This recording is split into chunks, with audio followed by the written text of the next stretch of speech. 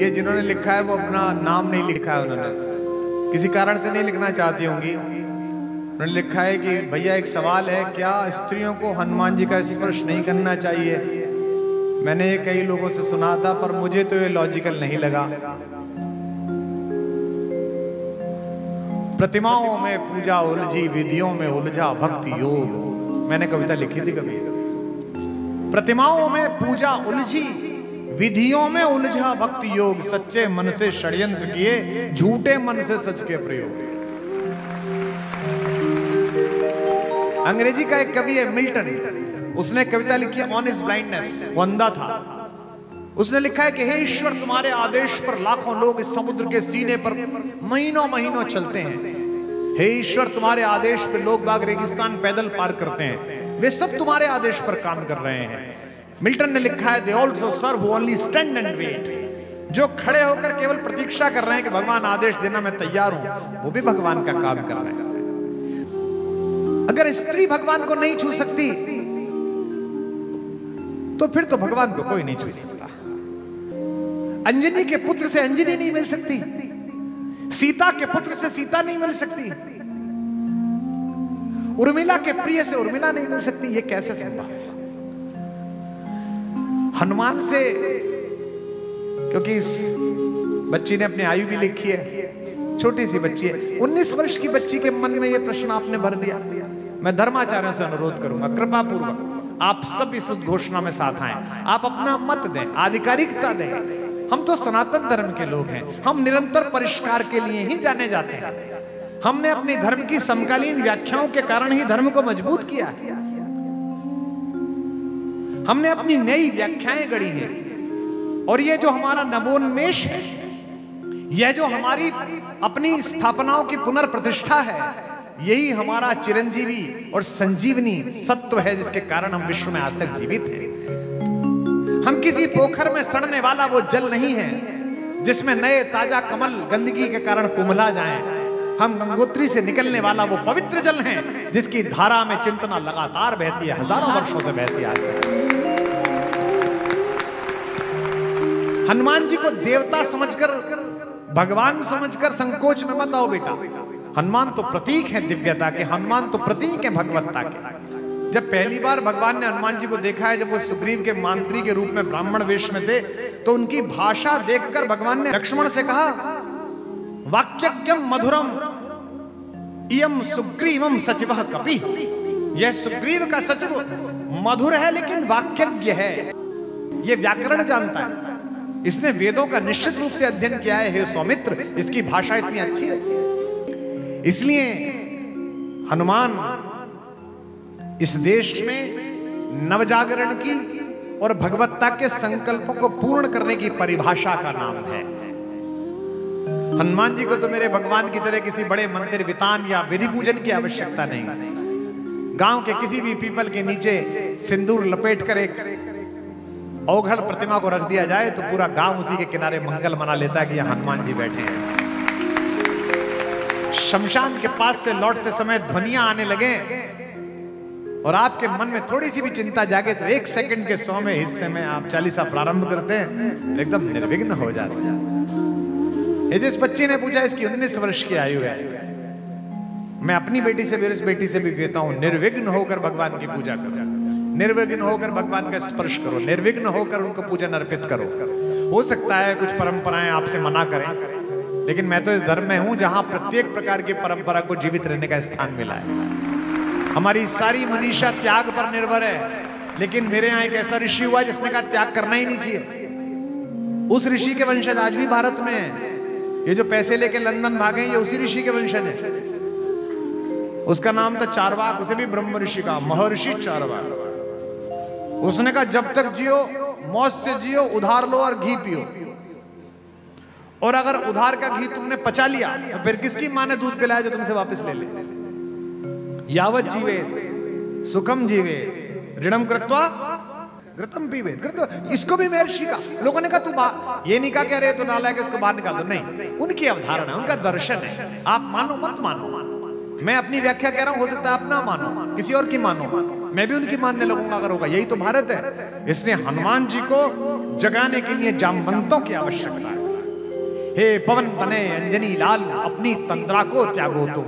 जितने युवा बैठे हैं मैं इन्हें आमंत्रित करता हूं इस देश के निर्माण के लिए।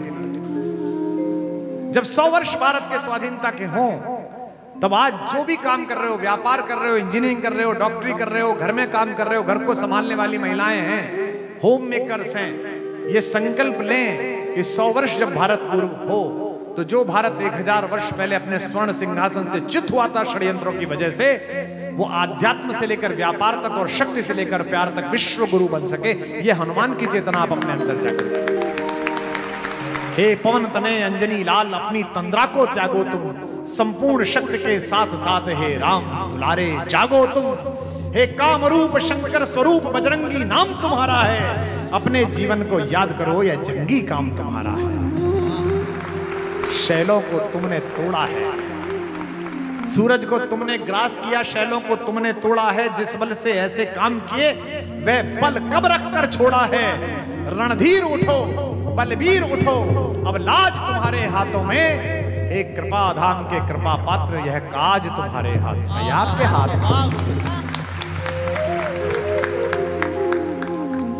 जिस बिटिया ने नाम नहीं लिखा है, हनुमान का प्रतीक शास्त्र समझो। हनुमान चालीसा पे एक बार विवाद हो गया तो हमको पूछा कि राम की कथा में हनुमान का क्या योगदान है। तो मैंने कहा कि भगवान सूर्यवंशी है, सूर्य का प्रतीक है। मेरी माँ पृथ्वी से निकली है, मही की महिमा है। जनक दुलारी पृथ्वी से आई है, वो कृषि संपदा है। यह ऋषि संपदा और कृषि संपदा का मेल है, यह सूर्य और पृथ्वी का मेल है। लेकिन यह ऋषि संपदा भी बेकार है, कृषि संपदा भी बेकार है, अगर पृथ्वी और सूर्य के बीच वायु ना हो, उसका बेटा ना हो। हनुमान की यात्रा प्रतीक की यात्रा है। हनुमान ज्ञान का प्रतीक है, भक्ति तक पहुंचे हैं, शांति के लिए पहुंचे हैं, सीता जी को लेने के लिए, उनकी जानकारी लेने के लिए पहुंचे हैं। इस पूरी यात्रा को आज त्रिवेणी के तट पर बैठकर मेरे साथ संपन्न कीजिए। और जो इंजीनियरिंग के बच्चे हैं वो इसका प्रतीक शास्त्र समझें। अब जब हनुमान चालीसा पढ़ो तो इसे याद रखना है, इस व्याख्या को। सबसे पहले क्या है, ताचड़ी भूधर ऊपर, किसके ऊपर चढ़े? एक पर्वत के ऊपर चढ़े। इसका मतलब ज्ञान जब शांति की खोज में चले तो सबसे पहले जमीन के आकर्षण से हट जाए, स्वयं की चेतना को ऊपर उठाए। देखो ये दो अलग अलग चीज है, एक ज्ञान है, एक आनंद है। धैर्य आनंद ने प्रश्न पूछा था, अब दूसरी बच्ची के सवाल में भी बात ही पहुंच गई है धैर्य आनंद के प्रश्न की। मैं बचपन में जब हम छठी क्लास में पढ़ने के लिए गए तो मेरे पिताजी ने, जो संगीत की शिक्षिका थी वो मेरे पिताजी की शिष्या थी, पिताजी प्रोफेसर साहब थे। उन्होंने हमें जमा कराते समय कहा कि बेटा ये गाता बहुत अच्छा है, इसे प्रार्थना सभा में काम में लेना। तो दीदी लोग खड़ी हो गई 11वीं 12वीं की, वो प्रार्थना चली, हे प्रभु आनंद दाता। आगे क्या है, सबने करी है तुमने, हे प्रभु आनंद दाता ज्ञान हमको दीजिए। एक दिन 2 दिन तो मैंने प्रार्थना गाई, तीसरे दिन में चुप हो गया। अच्छा माइक मेरे मुंह पे लगा हुआ था नीचे होने की वजह से, तो मैडम बहुत नाराज हुई। वो मेरे पिताजी से मिली 4-5 दिन बाद, हम जहाँ के हैं पिलक हुए गए वहां की सब्जी मंडी में। गुरुजी प्रणाम, गुरुजी हाँ बेटिया ठीक हो? जी गुरुजी। बेटा वो बदमाश ठीक है? जी गुरुजी। पढ़ता अच्छा है, प्रार्थना नहीं गाता। क्यों नहीं गाता? गुरुजी मैंने पूछी थी, कह रहा था प्रार्थना गलत है। भारतीय पिताओं की आदत होती है कि वो बच्चों के कुकर्मों की ताने माँ को देते हैं, जैसे वो मायके से लाई हो। जब भी बच्चा कुछ बदतमीजी करते घर वाली से कहते हैं देख रही हो अपने लड़के को? अरे तुम्हारा भी है भाई, उसका लड़का थोड़ी है। तो मेरे पिताजी ने आते ही मेरी माँ को आवाज दी, सुनती हो आज गाजर का हलवा बनाओ। मेरी माँ ने पूछा क्यों? अरे बोले तुम्हें सूचना ही नहीं मिली, तुम्हारे घर में तुलसीदास जी पैदा हुए। महा कभी पैदा हुआ भाई। मेरी माता समझ गई कि कुछ गड़बड़ हो गई। उन्होंने पूछा क्या हो गया? बोले पूछिए इनसे, बुलाइए यहाँ आइए, खड़े हो जाइए। हम खड़े हो गए अपराधी की तरह, क्यों नहीं गाते हो प्रार्थना? मैंने कहा जी वो प्रार्थना गलत है। हमारे पिताजी हिंदी के प्रोफेसर बोले देखो ये आए, पूरी दुनिया गा रही है इस प्रार्थना को, देखो ये 10,000 लोग भी गा रहे और ये बता रहे प्रार्थना गलत है। तो मेरी मम्मी ने धीमे से पूछी भैया क्या होगा? लल्लू का आवाज है गई, काय गलत है गई? हमारी माँ ब्रज के क्षेत्र की है। तो मैंने कहा अम्मा प्रार्थना गलत है। बोले क्यों? मैंने कहा वो प्रार्थना में शुरू में ही कह रहे हैं भगवान जी कि मैं आनंद देने वाला हूं और अपन ज्ञान मांग रहे हैं उनसे। अब त्रिवेणी घाट पर बैठे हुए लोगों, हीरे की दुकान पे हींग खरीदने कौन जाता है? हीरे की दुकान पर अगर आप हींग मांगो तो वो आपको मूर्ख समझेगा, और परचून की दुकान पर हीरा पूछो तो वो मूर्ख समझेगा। जीवन में अगर आनंद आ जाए तो ज्ञान की क्या आवश्यकता है? उसी की तो खोज है सारी। आनंद की खोज है। भगवान का नाम भी सच्चिदानंद है। सबकी इच्छा है, आपकी भी इच्छा है, मेरी भी इच्छा है, जो संत बैठे हैं इनकी भी इच्छा है, ये जितने त्यागी तपस्वी ऋषिकेश में घूमते हैं इनकी सबकी इच्छा है। पर इनकी और जगत की इच्छा में अंतर है।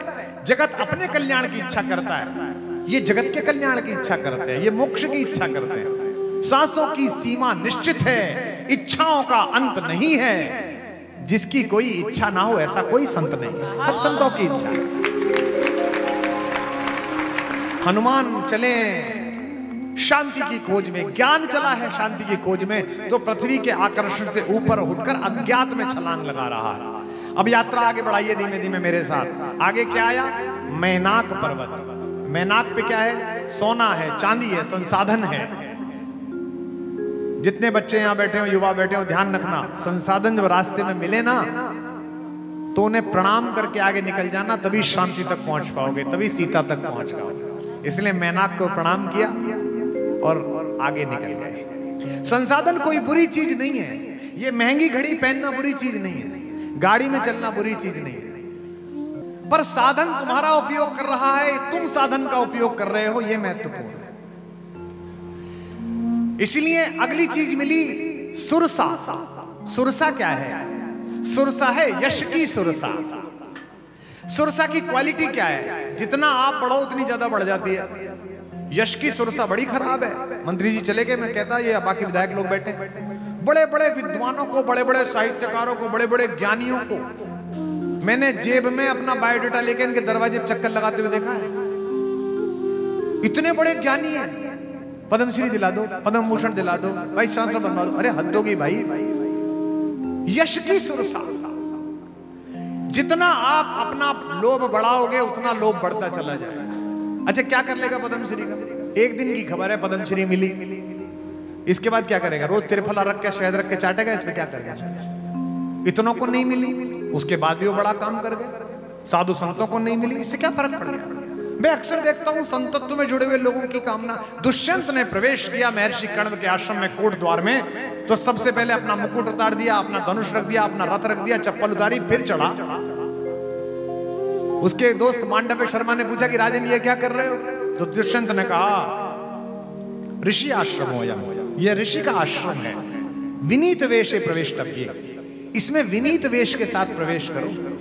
तो यह जो यश की सुरसा है कि मुझे मिले, हनुमान जी ने इसका इलाज निकाला है। हनुमान जी का इलाज पसंद आ जाए तो जीवन में उतारना, मैंने उतार रखा है। हनुमान जी ने कहा अच्छा तू कद बढ़ा, कितना बढ़ा दिया है? पद्मश्री, पद्म भूषण, पद्म विभूषण, भारत रत्न, बढ़ाता चला। और जैसे ही बड़ी हो गई, हनुमान जी ने खुद को शून्य बना लिया कि मुझे कुछ चाहिए ही नहीं। इसके अंदर गए और बाहर निकल आए। यही हनुमान हो जाना, यही हनुमान हो जाना। ये पूरी वैज्ञानिक यात्रा है। लंका सोई हुई है। क्यों? लंका क्यों सोई हुई है? जो भी सोने के चक्कर में पड़ा वो सो जाता है। लंका में एक ही व्यक्ति जगा हुआ है, तेई अवसर, वही जागा है विभीषण। क्यों? चूंकि इसके हृदय में भगवान है। इसलिए संसाधनों में भी जिसके मन में ईश्वर है वो जागा रह जाएगा। और वो पूछता है हनुमान से कि मुझे मिलेंगे कि भगवान या नहीं मिलेंगे, मैं तो राक्षस कुल में पैदा हुआ। हनुमान कहते हैं हम तो वानर हैं, विशेष नर हैं, प्रात ले जो नाम हमारा, तेई दिन ताही न मिले आहारा, हमसे मिल लिए।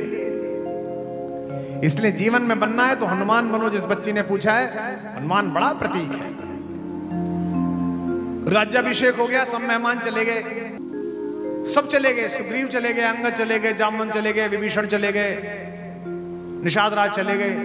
2-3 महीने एक ही आदमी रह गए अयोध्या में, वहां से आए हुए हनुमान जी। अब वो जाए नहीं। 6-7-8 महीने हुए, अयोध्या में कानाफूसी शुरू हुई कि भाई सब चले गए, ये नहीं गए, इनको कुछ मिला नहीं क्या? पोर्टफोलियो जब बढ़ता है ना, कई लोग घर पे बंद गले का कोट्स प्रेस करवा लेते हैं, क्या पता कॉल आ जाए। गर्मी में भी बाद में टांगते हैं कि नहीं आई कॉल, कोई बात नहीं। तो लोगों ने कहा यार हनुमान जी कुछ मिला ही नहीं, और हनुमान जी जा नहीं रहे, राम जी किससे कहते? राम जी ने रात्रि में माता सीता से कहा कि सुनो, वो हनुमान से कहो कि वो कोई जिम्मेदारी ले ले और जाए, अपना निभाए, बहुत उसने मेरा साथ दिया, बड़ी कृपा। सीता जी ने कहा क्या, मुझसे कह भी मत देना ये बात। और अगली बात जो सीता जी ने परिहास में कही, वो महिलाएं ही अपने पति से कह सकती है, बाकी तो किसी की हिम्मत नहीं राम के सामने। सीता जी ने कहा बिना अपराध के अपने बेटों को बाहर निकालने की परंपरा आपके खानदान में होगी, मेरे घर में नहीं है, मैं नहीं निकालूंगी। मैं अपने बच्चे को घर से बाहर निकालूंगी, मेरा बेटा है वो हनुमान, मैं तो नहीं निकालूंगी। राम जी निरुत्तर होकर सो गए। सुबह उठे, लक्ष्मण जी से कहा भैया, हनुमान जी से, लक्ष्मण जी ने कहा प्रभु मैं मूर्छित हुआ था तो आपने तो सारी चेतना ही खो दी थी, रोने पीटने लगे आप तो। विपत्ति विदारण बंधु बाहुबिन करत भरोसो काको, मेरो सब पुरुषार्थ था को, आपने तो पुरुषार्थ ही छोड़ दिया। आपने कहा नहीं, मैं तो खुद ही आत्मदाह कर लूंगा, और ये मर गया तो क्या होगा। वो तो हनुमान जी स्थित प्रज्ञ थे, गए लंका से वहां संजीवनी बूटी लेके आए। मेरा तो जीवन उन्हीं की वजह से। और प्रभु आप हो या हनुमान हो जीवन देने वाले, मैं जीवन देने वालों को निर्वासित नहीं करता, मैं नहीं कर सकता। भरत से कहा बेटा तू कह दे। भरत ने कहा आपके वियोग में मैंने तो चिता सजा ली थी। उसी समय हनुमान जी आगे, ताई समय आए हनुमान जो करुणा में वीर रस, मैं तो उनकी वजह से बचाऊं। आखिर में शत्रुघ्न जी से भगवान ने कहा कि शत्रुघ्न ऐसा करो, तुम बोलो हनुमान से। शत्रुघ्न ने हाथ जोड़ लिए, बोले वाह प्रभु, पूरी रामायण हम बोले नहीं, और अब ये काम आए तो हम बोले, ये नहीं चलेगा। जो करना है आप ही को बोलो। अंत में बड़े मन से चलती राज्यसभा में हनुमान की बहुत प्रशंसा करके राम जी ने कहा आहा, ये बच्चा तो बहुत ही प्रिय है, इसके तो लक्ष्मण से भी दुगने उपकार है मेरे ऊपर,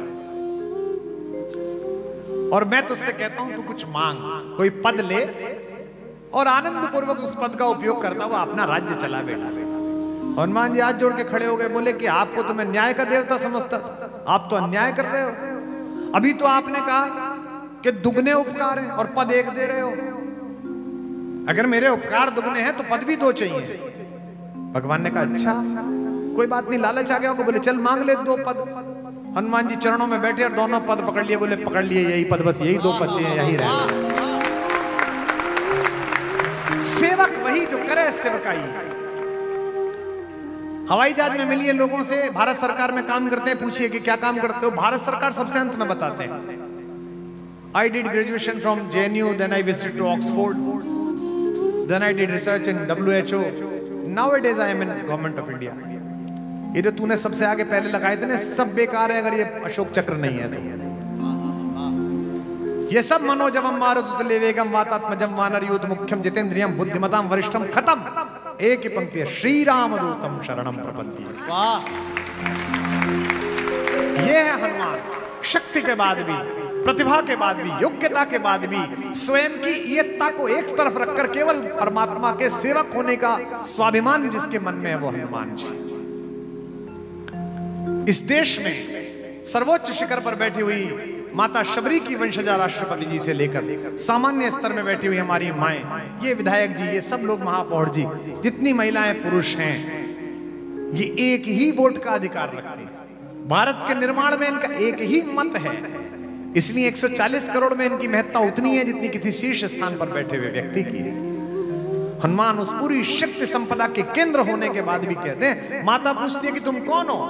अशोक वाटिका में उनके पास गर्व करने योग्य सब डिग्रियां, वो कह सकते हैं कि मैं पंच तत्वों में से एक पवन का बेटा हूं, पंच कन्याओं में से एक पूजित अंजनी का लाल हूं, मैंने किड्स लीग जीत ली, बचपन में ब्रेकफास्ट में मम्मी लेट हो गई तो मैं सूरज खा गया। नहीं, एक ही बात कहते हैं, इस प्रेम पर कौन न बलिहारी हो जाए, कौन भगवान हनुमान के विग्रह के चरणों में न लेट जाए। माता पूछती है तू कौन है, तो चौथाई पंक्ति बोलते हैं, राम दूत में मात जानकी। मेरी योग्यता यह है कि मैं राम का दूत, और कसम भी किसी और की नहीं खाते, कसम भी भगवान की खाते, सत्य शपथ करुणा निधान की। और क्या जबरदस्त कम्युनिकेशन इस कहानी ने सिखाया है। इसलिए जहां भी तू बैठी है बिटिया, निर्द्वंद होकर हनुमान की पूजा कर।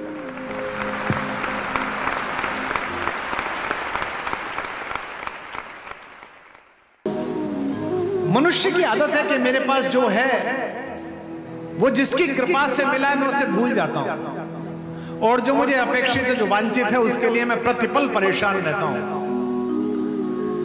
आज के बाद अपने घर जाकर 3 दिन तक इस बात पर विचार करना कि इस देश में कितने सनातनी हैं जिन्होंने मंदिर जाते समय, तीर्थों में जाते समय, कभी मानस पढ़ते समय, कभी गंगा स्तुति पढ़ते समय, कभी दुर्गा सप्तशती का पाठ करते समय, विष्णु सहस्त्रनाम का पाठ करते समय, एक क्षण के लिए, सेकंड के 100वें हिस्से के लिए कभी उस महापुरुष का, उस भगवान का, उस दिव्यात्मा का स्मरण किया, जिसके कारण, जिनके शास्त्रार्थ कला के कारण, जिनके मत प्रतिपादन के कारण सनातन धर्म जीवित रहा। मैं 3 दिन के इस प्रस्ताव को, 3 दिन के संवाद के प्रारंभ में सबसे पहले दक्षिण से चले हुए उस ऋषि की प्रार्थना को प्रणाम करता हूं, जिसे मैं और आप आद्य शंकराचार्य के नाम से जानते हैं। इतनी बड़ी विभूति